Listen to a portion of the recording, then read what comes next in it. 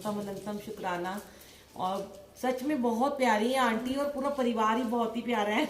मैं तो यहाँ जब मिली हूँ, जितना भी गुरु परिवार था, मुझे इतना अच्छा लगा कि मैं आज बता नहीं सकती हूँ। बहुत गुरुजी सेवा में भेजते हैं, डेली भेजते हैं, पर बहुत कम ऐसी जगहें होती हैं संगत जी जहाँ पे संगत ना गुरुजी के आने से पहले उनका वेलकम करने के लिए आती है। पर यहाँ आके मुझे बहुत अच्छा लगा कि मैंने देखा कि गुरुजी की संगत आधे घंटा पहले ही आ गए थे। और यही चाहिए होता है गुरुजी को।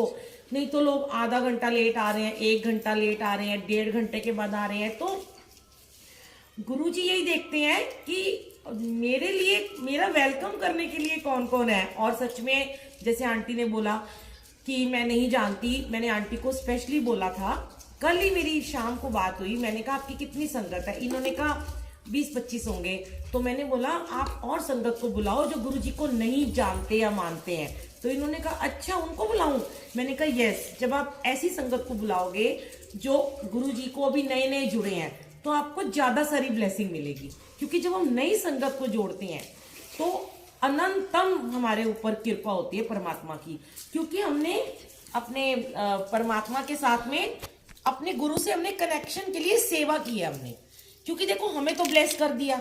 अब कई लोग होते हैं, आज पता नहीं गुरुजी ये क्या सुनना चाहते हैं, कि कई लोग होते हैं उनको ब्लेसिंग मिलती है, वो ब्लेसिंग को छुपा छुपा के रखते हैं, हमें नजर ना लग जाए, हम किसी को बताएंगे हमारा ये काम हो गया। और मेरे ऊपर तो इतनी छोटी सी भी अगर गुरुजी कृपा कर देते हैं तो मेरे बच्चे, मेरे घर वाले कहते हैं अरे मम्मी आप तो गज बज के सबको बताते हो।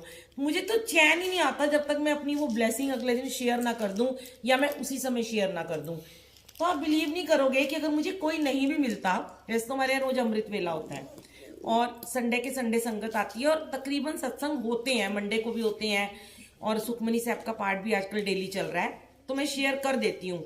लेकिन अगर समझ लो मेरे घर अगले दिन संगत नहीं आई है तो आप लोग मतलब कोई मुझे पागल ही कहेगा। क्योंकि कहते हैं गुरु के दरबार में ना जो निवन्ने होते हैं, कमले होते हैं, पागल होते हैं, उन्हीं को गुरुजी प्यार करते हैं, झल्ले होते हैं जो। मैं तो सबसे बड़ी झल्ली हूँ। तो मुझे सब्जी वाला मिल जाए, कैब वाला मिल जाए तो मैं उसको अपना सत्संग सुनाने को बड़ी आतुर रहती हूँ कि कोई तो सुने मेरा सत्संग। कभी भी ना मुझे गुरुजी ने पता नहीं क्यों ऐसा बनाया है। मैं चाहती हूँ आप लोग भी ना ऐसे ही बनिए प्लीज, कि गुरुजी के सत्संग सुनाने के लिए ना कभी भी वेट मत कीजिए कि कोई खास ही मौका होगा या कोई खास इंसान होगा जिसको हम सत्संग सुनाएंगे। बहुत सारे लोग ये सोचते हैं कोई खास ओकेजन होगा ना, जब मेरे घर जब सत्संग होगा मैं तब अपना सत्संग सुनाऊंगी, या मुझे कोई खड़ा करेगा तो मैं सुनाऊंगी। यही सोचते हैं, शर्माते रहते हैं, हाँ ये मैं कैसे सुनाऊं। जब मैं गुरुजी से नई नई जुड़ी थी ना तो मैं अपना एक ही सत्संग हर जगह सुनाती थी। मैं कहती थी गुरुजी आप मेरे सत्संग सुन के बोर नहीं हो जाते हो, एक ही सत्संग हर जगह। फिर तो जिंदगी में ऐसे हो गया कि हमारा रोज ही सत्संग होने लगे, हमारा जीवन ही एक सत्संग बन गया। हम कहीं जा रहे होते हमारे रास्ते में सत्संग बन जाता था। तो गुरुजी ने इतने नए नए सत्संग मुझे बख्शे कि भंडार बन गया। एक किताब लिखने शुरू कर दी मैंने, जो कि अभी आधी हुई है, पूरी हुई भी नहीं है, तो वो भी बहुत कम पड़ जाएगी मुझे लगता है मेरे जीवन में। वो बुक भी नहीं मैं शायद लिख पाऊंगी, इतने इनके शुक्राने हैं। तो जब भी आपको छोटी सी भी ब्लेसिंग मिलती है ना, शेयर कीजिए। आपको कोई नहीं मिल रहा अपने घर में ही शेयर कर दीजिए। कई बार क्या होता है हमारे घर में ना हमारे बच्चे ही नहीं जुड़े होते संगत जी, हस्बैंड ही नहीं जुड़े होते, परिवार के माँ बाप ही नहीं जुड़े होते। तो जब हम वो सत्संग को शेयर करते हैं तब हो सकता है हमारे सत्संग शेयर करने से हमारे परिवार के मन में कुछ डाउट्स चल रहे होते हैं, वो क्लियर हो जाते हैं। तो वो क्लियर हो जाते हैं और फिर वो जुड़ जाते हैं। उनको लगता है पता नहीं ऐसी कौन सी दात है, ऐसी कौन सी ब्लेसिंग जो यहाँ पे मिल रही है, हम भी चलो। क्योंकि हम ना ऐसे लोग हैं इस मनुष्य जोनी में जो हम आए हैं, मानव देह में आए हैं, हम अपने भगवान को, परमात्मा को, माता रानी को, वाहेगुरु को, गुरुजी, कोई भी हमारा इष्ट है, हम सबसे पहले उसको चैलेंज करते हैं, है ना, करते हैं ना। तो हम अजमाते हैं भगवान को। भगवान तो हमें बहुत बाद में जाके अजमाते हैं, गुरु तो हमें बहुत बाद में अजमाता है। वो तो पहले देखते हैं कि तुम्हारी यात्रा कहाँ शुरू हुई है, तुम कितना जुड़ोगे, कितना मैं तुम्हें नींबू की तरह निचोड़ूंगा, कितने तुम मेरे आगे मेरी साथ कितना चल पाते हो। पर हम पहले दिन से ही अपने भगवान को अजमाना शुरू कर देते हैं। और अजमाते कैसे हैं, कहीं गए थे, सुना गुरुजी तो बड़ी जल्दी ब्लेसिंग देते हैं, गुरुजी तो बड़ी जल्दी काम पूरे करते हैं। सिर्फ इसीलिए हम गुरुजी को मान लेते हैं, चलो इसीलिए हम गुरुजी के सत्संग में जाते हैं। पर आपको पता है आपके इस भाव को भी गुरुजी ब्लेस कर देते हैं। वो इतने भोले महाशिव हैं कि वो आपकी इतनी सी भावना कोई अपने सर माथे लगाते हैं कि चल, चाहे ये मुझे अजमाने तो आया, मेरे दर पे तो आया, अब मैं इसे गले से लगा लूं। तो आपको पता है जब हम बड़े मंदिर जाते हैं या हम किसी सत्संग में जाते हैं, छतरपुर में जो बड़े मंदिर है या डुगरी मंदिर है, या हम सत्संग में आप लोग आए हो, तो कोई आपसे खड़ा होकर बाहर ये नहीं पूछता कि तूने कितने पुण्य करे, तूने कितने पाप करे हैं। भगवान कभी नहीं आपसे पूछेगा, तो इंसान की क्या औकात है कि वो पूछ लेगा। तो परमात्मा तो सबसे ज्यादा पापियों को ही अपने गले से लगाते हैं, क्योंकि गुरु जी इस दुनिया में आए ही हमारे कर्म कटवाने हैं, कोई नहीं कटवा सकता। कोई नहीं करता। 90% कर्म सिर्फ जय गुरु जी बोलने से ही कट गए, और बाकी बचे 10%, वो भी हमारी कोई औकात नहीं है कि हम उसे कटवा पाए। वो 10% भी इन्होंने कटवाने हैं हमारे।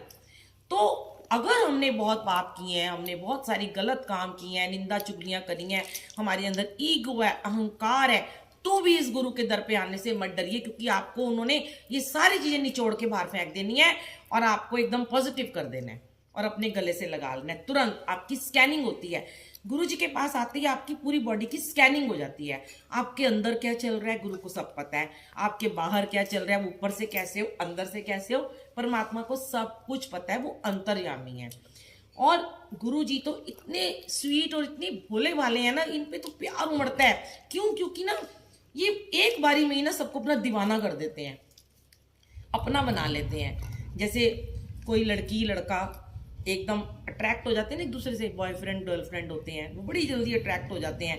ऐसे ही ना गुरुजी एकदम, मुझे तो सच में, मुझे लोग कहते हैं, पहले मैं बोलती थी गुरुजी आप बहुत हिप्नोटाइज कर देते हो, अब ना लोग मुझे बोलते हैं बुलबुल आंटी आप बड़ा हिप्नोटाइज कर देते हो। मैंने कहा मैं तो नहीं करती, उनकी वाणी करती है। जो हम उनके गुणगान करते हैं ना, कोई किसी की शक्ल देख के उससे हिप्नोटाइज नहीं हो सकता, क्योंकि शुरू के 4-5 साल तो मैंने अपनी कभी यूट्यूब पे शक्ल दिखाई नहीं संगत जी, सिर्फ और सिर्फ मेरी आवाज है उसके ऊपर। बहुत लोग कहते थे हमें बड़ा मन करता है हम आपको देखें, आप कौन हो। उन दिनों के अगर आप सत्संग सुनोगे ना, तो उसमें शायद 30-30, 40-40 हजार लोगों ने वो सत्संग सुने हैं। जब ये लाइव आना शुरू हो गई तो कम हो गए, क्योंकि इंसान का क्रेज कुछ टाइम का ही होता है, बस काम क्या आता है।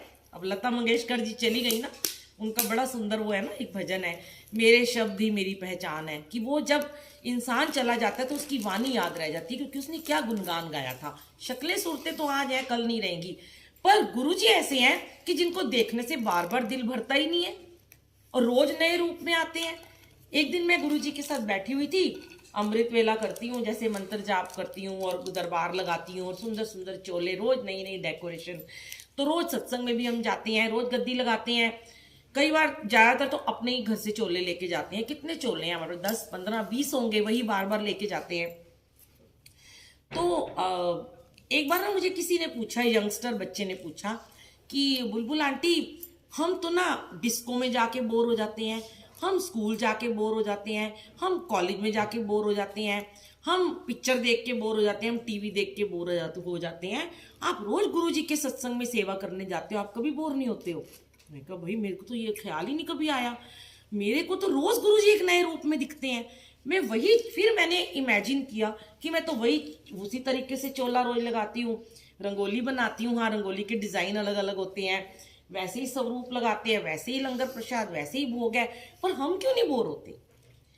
अभी आपने रिंकू वीर जी का शब्द सुने हैं, मन की अवस्था। अपने मन की अवस्था ऐसी बनाओ कि आप किसी भी चीज से बोर नहीं हो सकते। कोई भी चीज है आप उससे बोर हो जाओगे, टीवी देखने थोड़े दिन सीरियल देखो लोग बोर हो जाओगे, पर अगर आपका गुरबानी में मन जुड़ गया संगत जी, तो आप कभी बोर नहीं हो सकते, क्योंकि गुरु ग्रंथ साहब में 1430 अंग है, हजारों लाखों उसके अंदर शब्द है, कि अगर आप रोज भी एक शब्द सुनने जाओ ना, रोज एक सुनो नया, तो आपको रोज एक नयापन में आपको गुरु नजर आएगा, उस शब्द में, उस वाणी में, उस शब्द में आपको गुरु के दर्शन हो जाएंगे, क्योंकि आपने रोज एक नया शब्द सुना। आप जपजी साहब रोज करते हो, कितने सालों से हम कर रहे हैं, मेरे घर गुरु ग्रंथ साहब, हम तो कभी बोर नहीं होते। रोज हम सुखमनी साहब करते हैं, हम तो कभी बोर नहीं होते। तो हम गुरु से कैसे बोर हो सकते हैं? सेवा से हम कभी बोर नहीं हो सकते। तो इसलिए, क्योंकि अपने अब हम आए हैं इतनी दूर से, गुरुजी ने यहाँ बुला लिया। सच में बता रही हूँ, हमको एहसान नहीं करते हैं। इन दिनों 2 महीने से कोई सत्संग नहीं ले रहे थे, क्योंकि बीच में बहुत ज्यादा कोविड हो गया था और घर वालों ने मना कर दिया। पर इस महीने एकदम से शादियों का मौसम आ गया कि लॉकडाउन खुल गया, तो शादियों के सत्संग होने शुरू हो गए। और मैं आंटी को कल यही सुना रही थी, मैंने कहा आंटी ये भी एक बहुत बड़ा सत्संग है कि हम 1.5 महीने से पहले, 1 महीने से पहले कहीं बुकिंग नहीं लेते, पर आपने 4 दिन पहले बोला और गुरुजी ने आपके घर में हमें यहाँ भेज दिया, जबकि मेरे खुद के घर में शादी है मेरे जेठ के बेटे की, और रोज सत्संग है, कल भी शादी है, परसों फिर सत्संग है। पता नहीं कैसे गुरुजी ने इनके घर भेज दिया। ये मालिक की लीला वही जाने, कौन से मेरे कर्म या हमारे सेवादारों के यहाँ कर्म काटने के लिए भेजा होगा। ये ना सेवा भी ऐसे नहीं होती, देनी लेनी होती है। इस जगह का अन्न जल पीना, इस जगह के कर्म हमारे यहाँ पे हमें लेके आते हैं। ये हम, है ना, वो आप अरदास में सुनते हो गुरु ग्रंथ साहिब की, ख्वार होए सब मिलेंगे, बचे शरण जोए। जो बच गए रूहें, वो सब कहाँ कहाँ से मिल जाती हैं। अब हमारे यहाँ बहुत प्यारी, हमारी बहुत ब्लेस्ड अर्चना आंटी आई हुई हैं। आपने इनका सत्संग सुना होगा, जो शिवलिंग, देखो सबको पता है, इन्होंने हमारे यहाँ शिवलिंग स्थापित किया इतना बड़ा। ये कनाडा में रहती हैं, पर ये चंडीगढ़ अभी आई है, इनका घर है। इतना खूबसूरत इनका मंदिर है। मैं किसी को इनका एड्रेस नहीं देती हूँ कि जाओ, क्योंकि वो खुद भी नहीं चाहती हैं कि मेरे घर ऐसे इस तरीके से संगत आए। उन्होंने अपने लिए दरबार बनाया है, गुरु जी का रूम है, पूरा वृंदावन बनाया हुआ है। बहुत भक्ति करती हैं, पूरा दिन सेवा में लगी रहती हैं। ऐसी ऐसी संगत से गुरु जी हमें मिलवाते हैं। अब आज देखो यहाँ आए, नई संगत, कितने सारे लोगों से मिले हैं, तो हमारे गुरु परिवार ही तो गुरु जी बढ़ा ही जा रहे हैं ना। कितना प्यार मिल रहा है। ये सब नाते रिश्तेदारों से बढ़ के हैं, दुनियादारी से अलग है ये सब रिश्ते। तो यहाँ आते हो ना जब, आप बस लिव लगाया करो, वाणी सुना करो। बहुत अच्छा लगा। मैं गुरु जी का इतना शुक्राना करती हूँ कि आज मुझे बहुत दिन बाद ऐसी संगत मिली है जो बिल्कुल डिसिप्लिन थी। नहीं तो मुझे हर बार जाके ये कहना पड़ता है, हाय प्लीज फोन बंद कर दो, प्लीज चुप हो जाओ, प्लीज डिसिप्लिन में आ जाओ, प्लीज उठ के बाहर मत जाओ। पर आज मुझे बहुत अच्छा लगा, इतनी शांति थी, इतना मन तृप्त हुआ। सच में ये जीरकपुर का नाम तो गुरुजी के स्वर्ण अक्षरों में लिखा जाएगा।